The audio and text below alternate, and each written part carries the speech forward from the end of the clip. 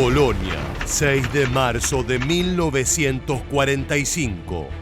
Entre las ruinas del centro y bajo la sombra ennegrecida de la catedral, una columna de la tercera división acorazada estadounidense avanza con cautela hacia el Rin.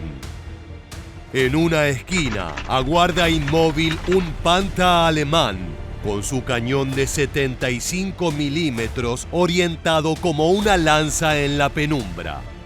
Del otro lado, el M-26 Pershing, recién llegado al frente europeo, con su poderoso cañón de 90 milímetros y su tripulación decidida a probar que los días del nazismo han terminado.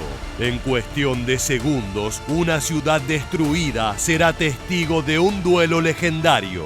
Bestias de acero se enfrentan, pero solo una quedará en pie. Para marzo de 1945, el Tercer Reich se tambalea. Los ejércitos aliados han cruzado el Rin en múltiples frentes y el corazón industrial de Alemania se convierte en un campo de caza para las divisiones acorazadas estadounidenses. Colonia, con su imponente catedral aún en pie entre mares de ruinas, representa tanto un símbolo como un obstáculo. Tomarla significa abrir la puerta al oeste del país y anunciar que el fin está cerca. La tercera división acorazada, curtida desde Normandía, avanza entre escombros y una resistencia dispersa. Pero el peligro sigue acechando en cada esquina. Los tanques alemanes, en especial los Panther, aún pueden convertir una calle en una trampa mortal. Durante toda la guerra, los blindados aliados, en su mayoría Germans, habían sufrido ante el acero alemán. El equilibrio de poder en los combates acorazados siempre había favorecido a la Wehrmacht, cuyos Tiger y Panther dominaban los duelos de largo alcance con precisión. Sin embargo, pronto las fuerzas aliadas tendrán la posibilidad de lanzar al campo su nueva arma, que llegó a tiempo para cambiar la historia. Los carros Sherman no pueden con la potencia de fuego de los Panzer y los Tiger que defienden Colonia. Pero los alemanes no se percatan de que la tercera división acorazada americana va a desplegar su nueva arma, el tanque Pershing. El M-26 Pershing llega a la contienda con un cañón M3 de 90 milímetros, capaz de perforar blindajes de más de 1000 metros. Además, su propio blindaje frontal era de 102 milímetros. Se trataba de la respuesta que los comandantes aliados pedían desde 1943.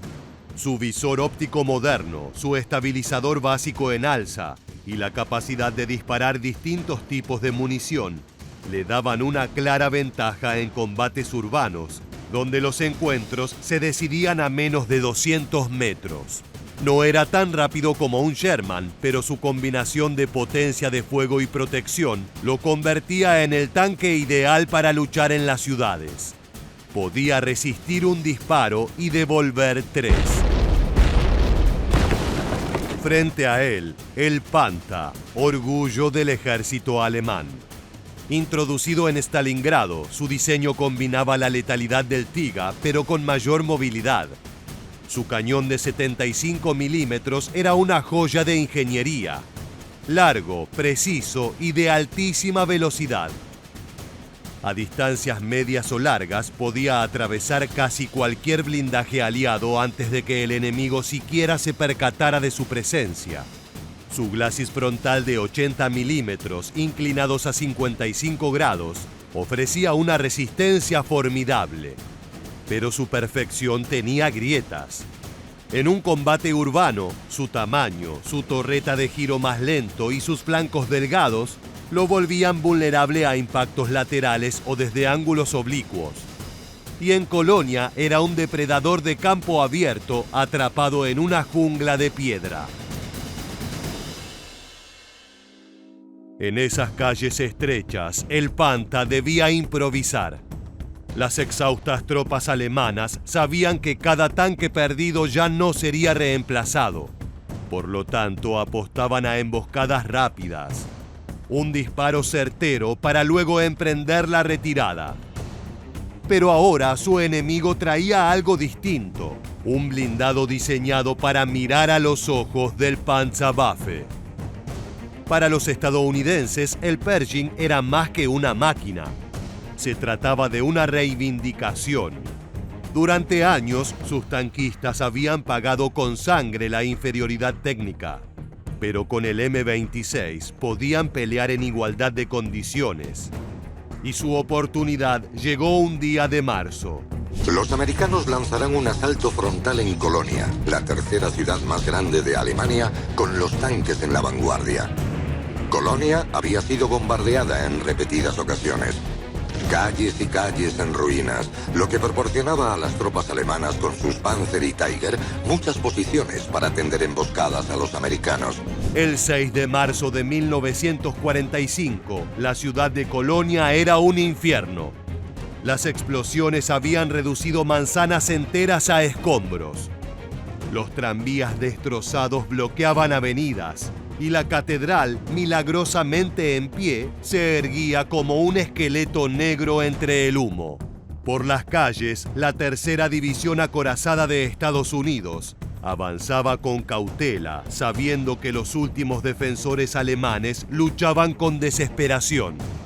En medio de ese caos aguardaba un enemigo invisible.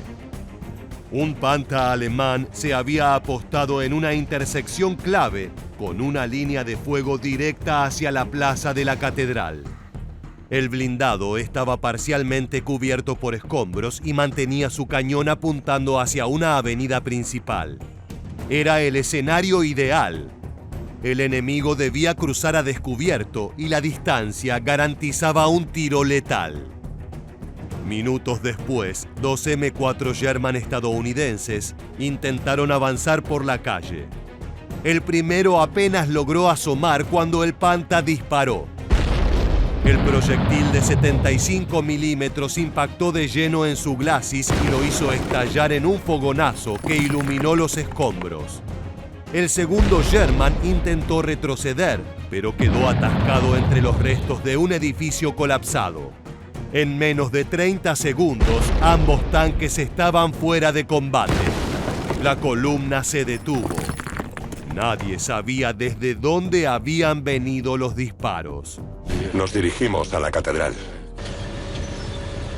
Cuando nos acercábamos, nos dimos cuenta de que el carro alemán había disparado desde la plaza frente a la catedral, aniquilando a uno de nuestros carros. Fue entonces cuando entró en acción el M-26 Pershing. Su artillero, Clarence Smoyer, observaba los restos humeantes de los Shermans mientras sus compañeros analizaban la situación. La orden era clara: avanzar y eliminar la amenaza. El Pershing se deslizó por la calle lateral pegado a los muros y avanzó a baja velocidad para no levantar polvo. A través de la mira telescópica, Smoyer escaneaba cada sombra, cada esquina. En el aire, el eco de los disparos aún retumbaba entre las ruinas. El Panther, confiado tras su emboscada, no había identificado al nuevo enemigo. Desde su posición, el Pershing parecía otro tanque alemán. El color oscuro, la silueta baja y la torreta masiva confundieron a los observadores alemanes por unos segundos fatales. Cuando se dieron cuenta, ya era tarde. Smoyer localizó la silueta del Panther justo frente a la catedral. El alemán apuntaba hacia el norte esperando otra víctima.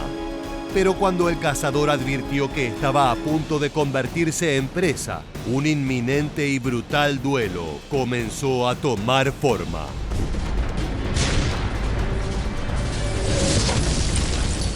Cuando llegamos al cruce,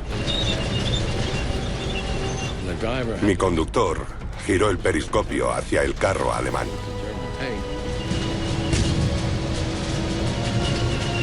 Cuando llegó a la intersección, vio como su cañón no recibía. Frente a frente, las dos letales máquinas sabían que una de ellas no acabaría la batalla. La orden se escuchó con fuerza en ambos idiomas. ¡Fuego! ¡Fire! El primer disparo del Pershing fue un proyectil AP de 90 milímetros que perforó el blindaje enemigo. Impactó en el lado derecho de la torreta del Panther y la explosión fue brutal. Las bombas lo habían arrasado todo. Los edificios se derrumbaban y las calles eran muy estrechas, llenas de obstáculos. Todo fue bombardeado excepto la catedral.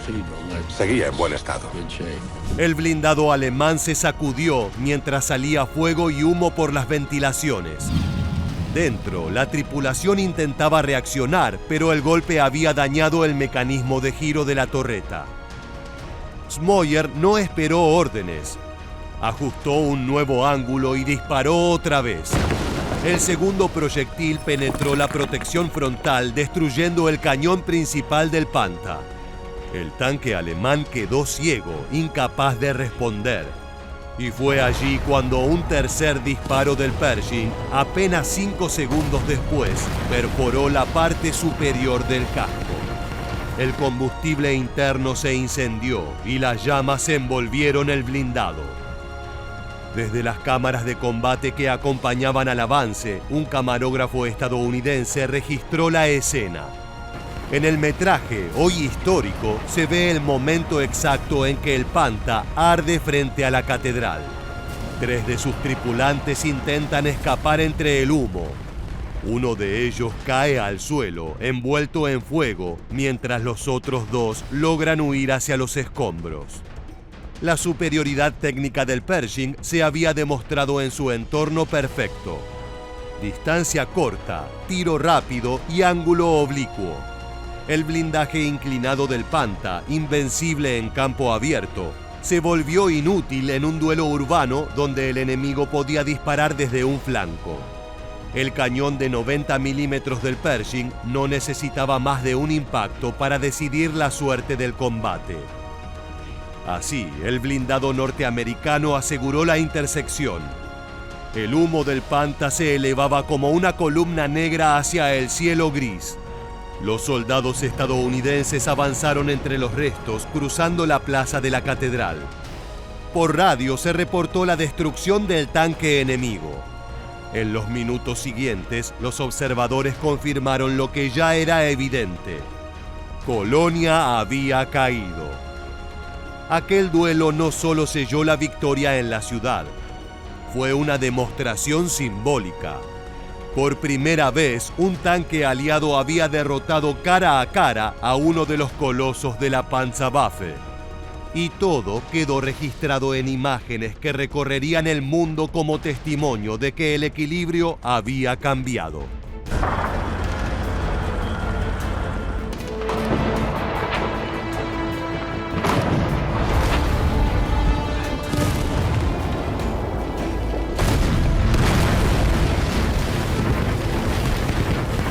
En menos de una hora, las fuerzas alemanas que quedaban en la ciudad se habían rendido o dispersado.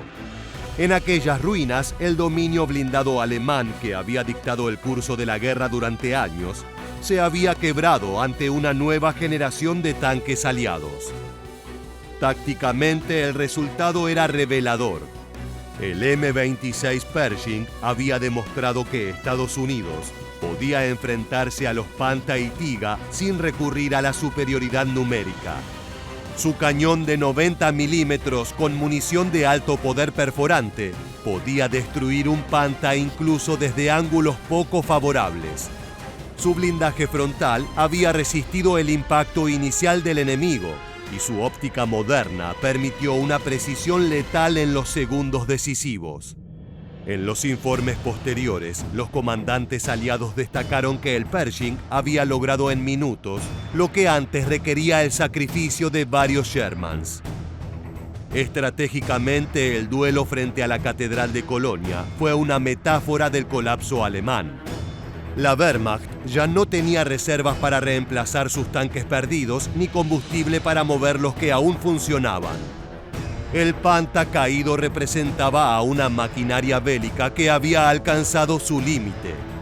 El enemigo, que durante años había sido temido por su ingeniería y su doctrina de guerra relámpago, ahora luchaba por minutos de supervivencia en su propio suelo.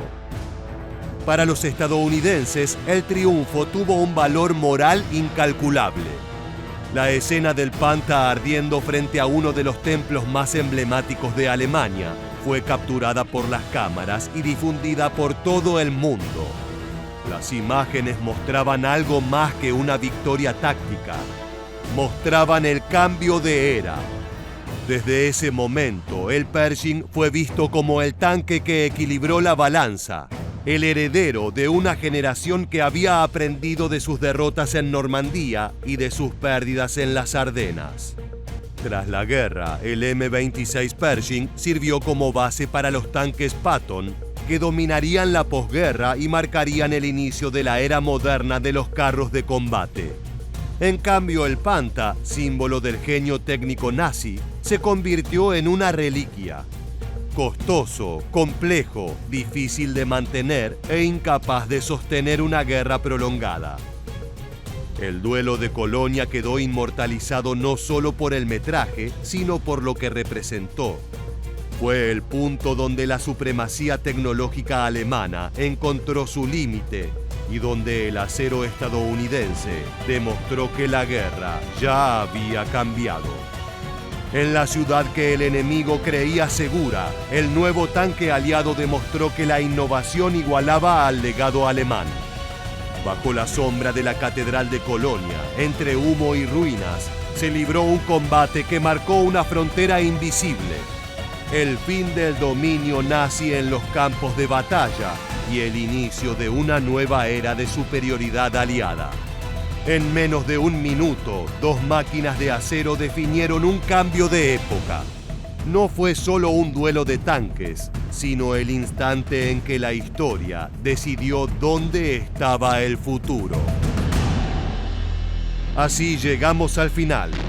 Si te gustó este video, te esperamos en nuestra próxima entrega para seguir descubriendo la historia militar.